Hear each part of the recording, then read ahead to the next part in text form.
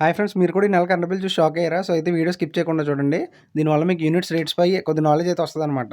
So, మీరు గాని ఈ బాక్స్ చూసినట్లయితే పై బాక్స్ వచ్చేసి 2025, 24, 25కి సంబంధించి యూనిట్ రేట్స్ అనమాట. అండ్ కింద బాక్స్ వచ్చేసి 2025, 26 అంటే ప్రెజెంట్ మంత్‌కి సంబంధించి యూనిట్ రేట్స్ అనమాట. సో, మనదొచ్చేసి ఈస్ట్ గోదావరి కాబట్టి మనమైతే ఒకసారి ఇక్కడ లాస్ట్‌లో ఈపీడీసీఎల్ అని అయితే కనబడుతుంది కదా ఫ్రెండ్స్!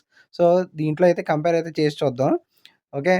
ఇక్కడ మనం చూసినట్లయితే గనక ప్రీవియస్ ఇయర్‌కొచ్చేసినప్పటికి 0-30 యూనిట్లయితే మనం కరెంట్ అనేది యూజ్ చేస్తే, సో, మనకొచ్చేసినప్పటికి కాస్ట్ వచ్చేసి రూ. 3.91 అయితే ఉంది ఫ్రెండ్స్ ఇక్కడ.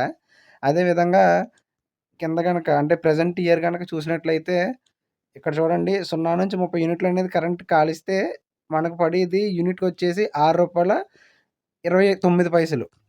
అంటే ప్రీవియస్ ఇయర్‌లో వచ్చేసి రూ. 3.91 ఇప్పుడొచ్చేసి రూ. 6.29. సో, డిఫరెన్స్ చూసారు కదా! ఎంతలా పెరిగిపోయాయో.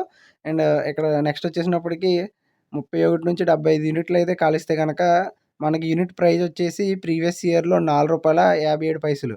అదేవిధంగా ఈ ఇయర్‌కొచ్చేసి మనం చూసినట్లయితే గనక రూ. 6.45. ఓకే. సో, దీన్ని బట్టి చూడండి మీరు యూనిట్స్ రేట్స్ అనేవి ఏ విధంగా పెరిగాయో. అదేవిధంగా 76-125 యూనిట్లు కాలిస్తే ఒక ప్రైజు, 126-225 యూనిట్లు కాలిస్తే ఒక ప్రైజు. సో, ఈ విధంగా స్లాబ్స్ అని అంటారనమాట ఈటిలిని.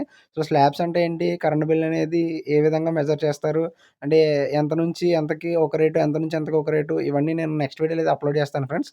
సో, నెక్స్ట్ వీడియోలో కోసం వీడియోనైతే లైక్ చేసి ఛానెల్ అయితే సబ్స్క్రైబ్ చేసుకోండి. అదేవిధంగా మీ ఫ్రెండ్స్‌కి ఎవరికైతే కరెంట్ బిల్ ఎక్కువొచ్చిందో వాళ్ళకైతే ఈ వీడియో షేర్ చేసుకోవడం మర్చిపోకండి.